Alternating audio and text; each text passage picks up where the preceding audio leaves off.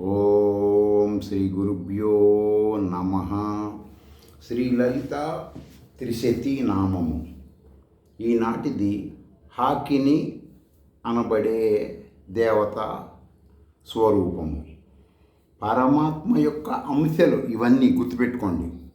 నేను చెప్పేవన్నీ లలితా త్రిశతి అనేది ఒక పరమాత్మ స్వరూపం, సగుణాకార పరమాత్మ స్వరూపం, దాని యొక్క అంశాలు. ఈ హాకిని అంటే ఎటువంటి శక్తి సామర్థ్యములు కలిగిన దేవత అంటే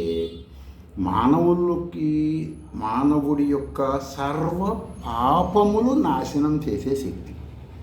అర్థమైంది? సర్వ పాపాలు నాశనం చేసేటువంటి శక్తి ఉంటుందన్నమాట. జన్మల పాపాలు కూడా అదేనండి. మరి మీరు అట చెబుతారు జన్మల పాపాలు ఏ ఉపనిషత్తులో కూడా మాకు కనపడలేదు, మేము చెక్ చేసాము, మీరేమో ఎటు చెబుతారంటే, అంటే ఏదైనా ఒక మంత్రం పురస్చరణ చేస్తే కానీ దానికి సంబంధించిన జ్ఞానం వస్తేనే అర్థమవుతుంది. మీరు ఇప్పటిదాకా ఉన్నది వేరు, ఇది వేరు కదా. కుక్కను తెచ్చుకుంటారు, పెంచుకుంటారు, కొన్నాళ్ళ తర్వాత కొన్ని రోజుల తర్వాత కానీ మీ ఇద్దరికి రిలేషన్ ఏర్పడుతుంది కదా. అప్పుడు నీకు ఏదైనా ప్రమాదం ఉంటే ఈ దేవత కాపాడుతుంది. ఆ కుక్క మీకు ముందుగా తెలియజేస్తుంది కదా. శత్రువులు వస్తే అరవటం, ఈ విధంగా ఊహించుకోండి మీరు. ఈ యొక్క నామరూప దేవత సర్వపాపములు నాశనం చేస్తుంది. అదేంటంటే మరి ధర్మశాస్త్రాల పరంగా కానీ అనేక మహానుభావుల ప్రవచనాలు ఇచ్చా కానీ ఈ ఉదర పోషణ వాళ్ళు కూడా విడిచిన బాణం లాంటిది, కర్మ వదిలిపెట్టదు, రాముడు అనుభవించాడు, కృష్ణుడు అనుభవించాడు, ఇలా చెప్తుంటారు కదండి. మీరేమో ఇక్కడ ఇట్లా చెబుతారేంది? హాకిని అంటే సర్వపాపాలు నాశనం చేస్తుంది, సర్వపాపాలు నాశనం చేస్తే ఫుల్ దిల్ ఖుష్ కదా. మరి ఇక్కడ ఏంది ఎట్లా చెబుతారని మీకు అనుమానం రావచ్చు.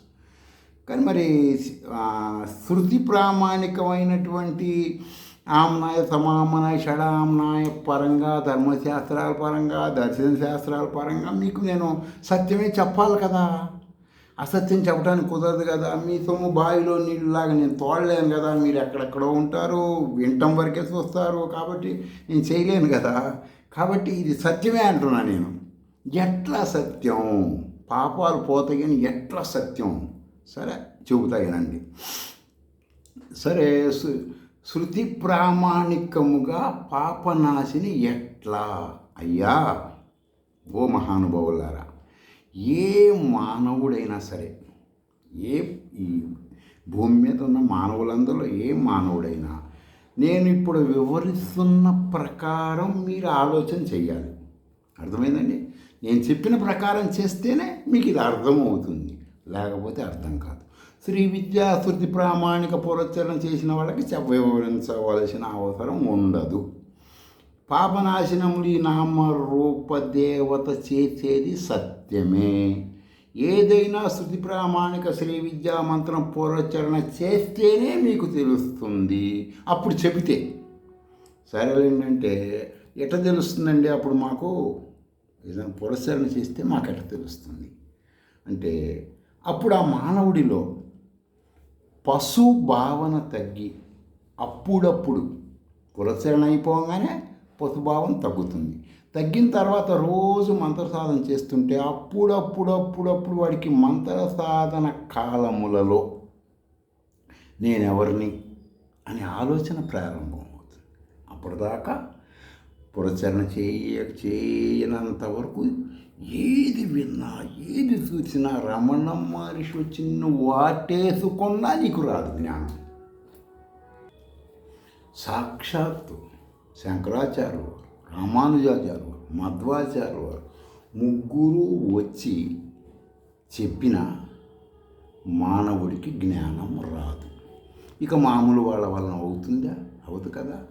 ఎవడికి వాడు స్వానుభవంగానే జ్ఞానం వస్తేనే ఈ నామరూప దేవత గురించి తెలుస్తుంది. అర్థమైందండి? సరేలేండి, మీరు చెప్పిన ప్రకారం ఇప్పుడు నేను చెప్పిన విషయాలన్నీ కూడా మీరు ఒకసారి గూగుల్లోకి వెళ్ళి చెక్ చేసుకోండి. వాస్తవాలు కాదు, ఎంతవరకు నేను చెప్పిన సత్యం అసత్యం అని. పాపాలు మాకు ఎట్లా పోతాయి అనే సబ్జెక్ట్ చెప్తున్నా కదా మీకు. ఈ హాకిని అనబడే నామరూప దేవతకు సంబంధించిన మంత్రాలు ఉంటాయి శ్రీ విద్యలో. వాళ్ళ ఖచ్చితంగా పూర్వాంగంలో కానీ ఉత్తరాంగంలో కానీ ఆ మంత్రం చెప్తారనమాట. దానివల్ల వాడు అప్పటిదాకా చేసిన పాపాలన్నీ కూడా పోయి కొత్తగా ఉంటుందన్నమాట. అప్పుడు వాడికి జ్ఞానం వగేరా వగేరా. ఎట్లా అండి మేము కూడా దాని గురించి తెలుసుకోవాలనుకుంటున్నామంటే మీరు ఏం చేస్తారంటే సింపుల్గా మీ పేరు ఉంటుంది కదా, ఇంటి పేరు, గోత్రము, ఇవన్నీ ఉంటాయి అన్నమాట. ఇదంతా కూడా ఒక సాంబార్ లాంటి వ్యవహారాలు. మీరు ఈ పేరు సింపుల్గా మీకు అర్థం అవ్వాలంటే మీ పేరు, మీ గోత్రాలు, మీ బాబు పేరు, మీ అమ్మ పేర్లు పక్కన పెట్టండి కొద్దిసేపు.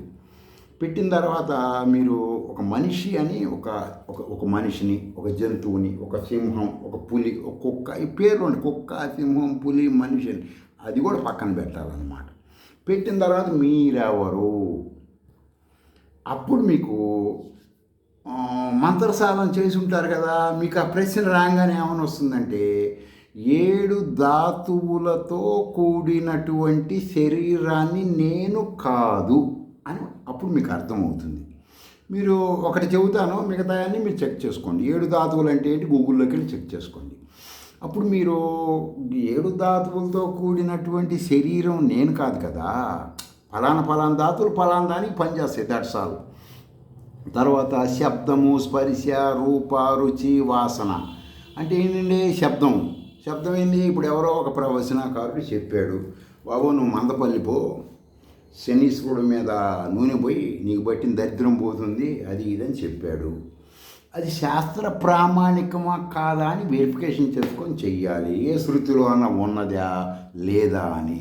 కృష్ణుడు ఏం చెబుతాడు భగవద్గీతలో, మీరు కొన్ని పూజలు చేయొద్దని చెబుతాడు, కానీ వీళ్ళేమో చేయమంటున్నారు. దీనికి కొంతమంది వీళ్ళకి కొంతమంది స్వామీజీలో కొన్ని లింక్ అప్పురిచ్చే వాళ్ళు కూడా చేయమంటున్నారు.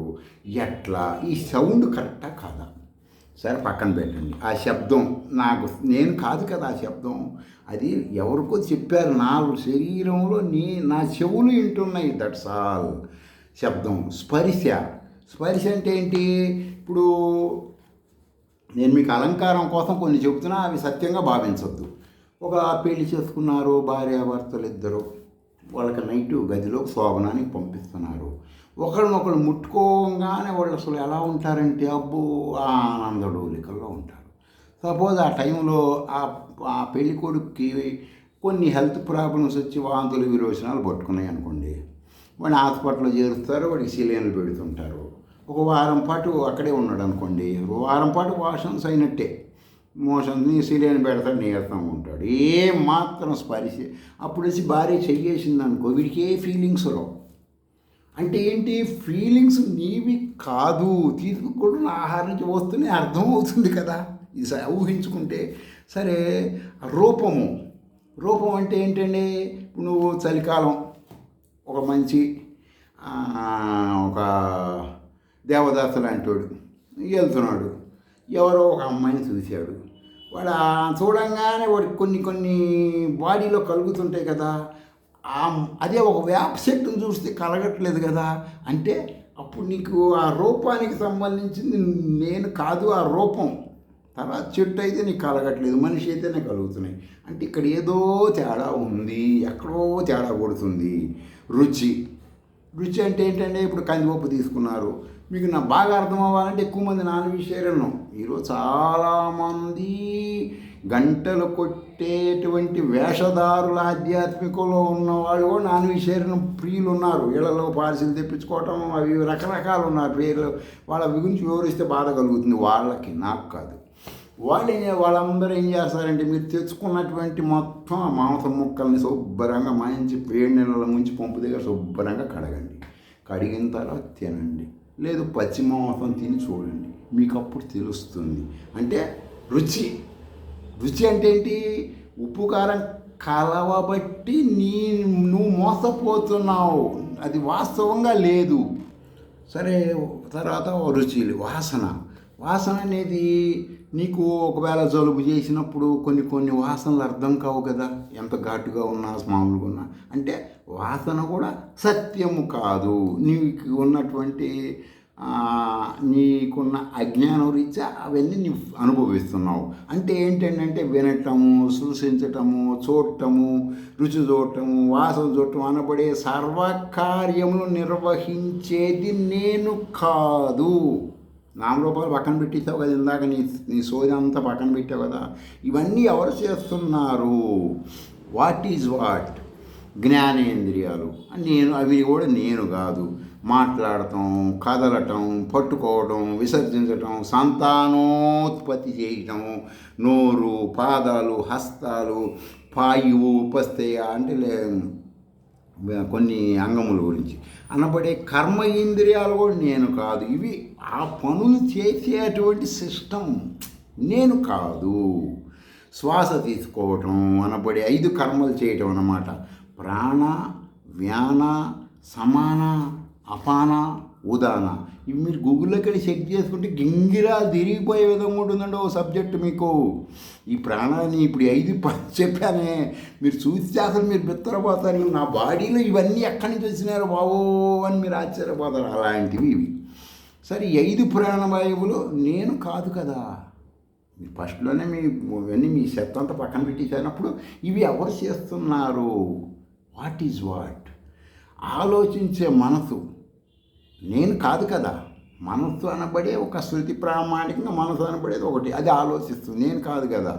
బాహ్య విషయాలు అంటే వాడెవడో మన చెవులు ఎంతసేపు ఏం చేస్తాయంటే పనికిరాని మాటల మీద ఉన్నంత శ్రద్ధ వాడికి శృతుల మీద ఉండదు. శృతుల జ్ఞానం మానవుడికి చెప్పరు ఎవ్వరు. ఎందుకు చెప్పరు? డబ్బులు రావు, క్యాష్ కలెక్షన్ ఉండదు, షటర్లు ఓపెనింగ్లో క్లోజింగ్లోనే ఉంటాయి. ఆధ్యాత్మిక షటర్లు ఓపెనింగ్లు ఉండవు అన్నమాట. కరోనా టైంలో లాగా ఉంటాయి ఇది వ్యాపారాలన్నీ. కాబట్టి మీకు ఇవి చెప్పరు. మీ ఫోన్ ద్వారా గూగుల్లోకి వెళ్ళి చెక్ చేసుకోండి. అజ్ఞాన కర్మలు చేసేది ఎవరయ్యా? వాళ్ళు అంటారు ఇటు అజ్ఞాని, విద్యోపరుడు అండి, వీడికి అసలు మేనర్స్ లేదండి, వాయువర్స. అవి నేను కాదు కదా. ఎవరు ఆ అజ్ఞానంతో చేసేది? అదొకటి చెక్ చేసుకోండి. పైన వివరించిన అన్నీ కలిపినటువంటి మీకు నేను పేర్లు ఇవన్నీ చెప్పినవన్నీ చెక్ చేసుకోండి. అవన్నీ ఒక ఆకారములాగా ఉన్నాయి. ఆ ఆకారానికి మీరు ఒక క్రియేట్ చేసుకుంటున్నారు. అది ఇది అది ఇది అని పెట్టి మీరు ఎప్పుడైతే ఆ ఆకారం నేను కాదు, ఇదంతా వాస్తవం శృతుల పరంగా ఫిలాసఫీ తెలుసుకోగానే మీకు పాపాలు ఉండవు. అప్పటిదాకా ఉంటాయి. అర్థమైందండి? ఏ స్వామీజీ, పీఠాధిపతి, మఠాధిపతి, అవధూత, ఫకీరు వాళ్ళకు కూడా పాపాలు పోవు. వాడు అనుకుంటున్నాడుగా నేను పలానా పీఠాధిపతిని, పలానా పేరు కలిగిన వాడిని, పలానా పరంపర, పలానా గోల్డ్ ఉంది అని అనుకుంటున్నాడుగా. పోవు. వాడు ఈ శృతి చెప్పిన ప్రకారం అనుకుంటేనే పాపాలు ఉండవు. ఎవరికుంటాయి పాపాలు? నామరూపముతో ఉన్న ఒక క్రియేట్ చేసుకున్న దానికి ఉంటాయి. మీ శృతి చెప్పిన ప్రకారం అయితే పాపాలు ఉండవు కదా.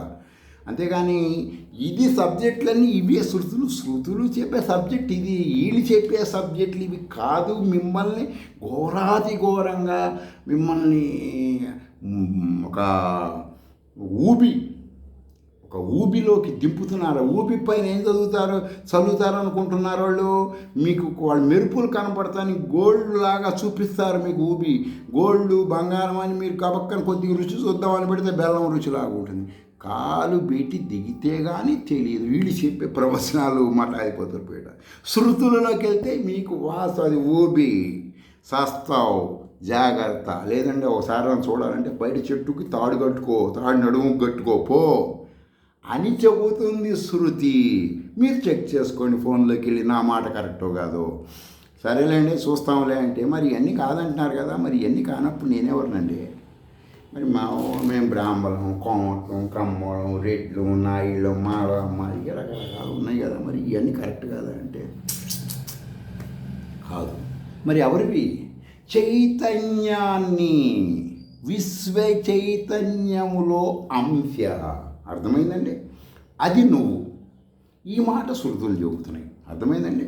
నువ్వు ఆ శృతులు చెప్పేదేంటి? నువ్వు చైతన్య పదార్థం. అర్థమైంది? విశ్వ చైతన్య స్వరూపం అని శృతులు చెబుతున్నాయి. మీరు చెక్ చేసుకోవచ్చు. సరే అండి, మేము చెక్ చేసుకుంటాంలేండి. మరి ఈ శృతి ప్రామాణిక, శృతి అంగములు, లైఫ్ స్టైల్ వలన మాకేంటండి బెనిఫిట్స్? మీరు చెప్పినవన్నీ మేము ఓకే చేస్తాం, కరెక్టే. మేము శృతుల్లోకి వెళ్తాం, శృతి అంగాలు తెలుసుకుంటాం ఎట్టకొట్ట. మాకు బెనిఫిట్స్ ఏంటండి, మాకేమొస్తాయి అంటే అప్పుడు మీకు శృతి ప్రామాణికమైన ఆధ్యాత్మికం ఆచరించిన లైఫ్ స్టైల్లోకి వెళ్ళినా మీకు వాస్తవమైన జ్ఞానము, యథార్థమైన జ్ఞానము మీ యొక్క మెదడు మీకు తెలియచేస్తుంది. ఎట్లా అంటే మెదడులో స్రావాలు, లేకపోతే లిక్విడ్లు, లేకపోతే మన వాటర్ టైపు మీకు అర్థం అవ్వాలని అవి విసర్జించే సిస్టమ్ ఉంటుంది మీ మెదడులో. దాన్ని గ్లింఫాటిక్ వ్యవస్థ అంటారు. అర్థమైందండి? నరాల డాక్టర్ దగ్గరికి వెళ్ళి అడిగండి, ఏమేమండి గ్లింఫాటిక్ వ్యవస్థ అంటే ఏంటండి, మేము గూగుల్లోకి చెక్ చేసుకోండి. మాకు ఆ సిస్టమ్ వల్ల ఏంటండి బెనిఫిట్స్. ఆయన గురువు గారు ఇట్లా చెబుతాడు ఫోన్లో, మీరు చేసేవన్నీ కరెక్ట్ కాదు, ఎక్కడో ఎవరినో చూస్తే కింద మీకు అనవసరంగా లీకేజీలు వస్తాయి, ఇవన్నీ వాస్తవాలు కాదు, మీ మెదడు మిమ్మల్ని రాంగ్ ట్రాక్లోకి పంపిస్తుంది అంటున్నాడు అని మీరు గ్లింఫాటిక్ వ్యవస్థ గురించి చెక్ చేసుకోండి. అప్పుడు ఈ వ్యవస్థ ఏం చేస్తుందంటే, ఈ సిస్టమ్ పర్ఫెక్ట్గా ఉందనుకోండి, ఎప్పుడు ఉంటుందండి మాకు ఈ గ్లింఫాటిక్ సిస్టమ్ పర్ఫెక్ట్గా ఎప్పుడు ఉంటుందండి? ఎందుకు ఉండదండి పర్ఫెక్ట్గా అంటే, మీకు శృతుల జ్ఞానం, ఈ సిస్టమ్ కరెక్ట్గా ఉంటే శృతుల జ్ఞానం తెలుస్తుంది. శృతుల జ్ఞానం ఎట్లా తెలుస్తుందండి? దీర్ఘమైన కొన్ని మంత్రసార్లు మీకు మీ గురు పరంపరలో చెబుతారు. ఆ దీర్ఘ మంత్రాలు వలన ఏమో దీర్ఘ స్వరంతో చేస్తారు మీరు. అదేంటంటే దీర్ఘస్వరంతో మంత్రం చేయటం ఏంటంటే కొన్ని గురు పరంపరలో కొన్ని ఉంటాయి. కొంతమంది ఏం చెబుతారు, ఓం భూర్భువస్సువః సౌః సకల హ్రీం ఐం హ్రీం శ్రీం ఐం క్లీం సౌః హం శివ సోహం హం ఐం హ్రీం శ్రీం ఐం క్లీం సౌః ఓం హ్రక్యశఫ్యం శ్రీం హ్రీం శ్రీం ఓం కయ్యైలహ్రీం సకహలహ్రీం సకలహ్రీం సకహలహ్రీం సకలహ్రీం సకల సౌః యోహామస్మి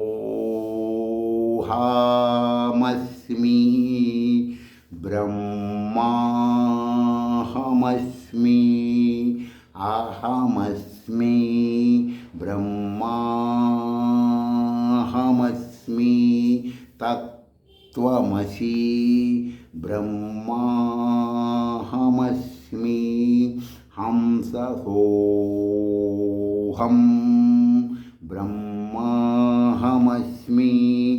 ఓం సకల హ్రీం బ్రహ్మాహమస్మి ఆత్మే వేదగం సర్వం బ్రహ్మే వేదగం సర్వం సర్వమేతత్ బ్రహ్మా సర్వం కల్విదం బ్రహ్మా బ్రహ్మేవిద్ బ్రహ్మేవ భవతి ఇది.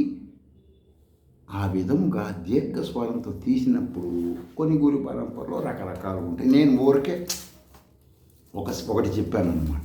దీనివల్ల ఈ దీర్ఘస్వరముతో మీరు కనుక రోజు ఒక గంట సేపు చేశారనుకో, మీ మెదడులో ఉన్నటువంటి ఈ మీకు చెప్పిన గ్లింఫాటిక్ వ్యవస్థ సూపర్ పనిచేస్తుంది. ఏంటండి దానివల్ల మాకు సూపర్ గ్లింఫాటిక్ అంటే సెర్బ్రల్ స్పైనల్ ఫ్లూయిడ్ అనబడేటువంటిది మెదడు నుంచి వేగంగా బయటకు వస్తుంది.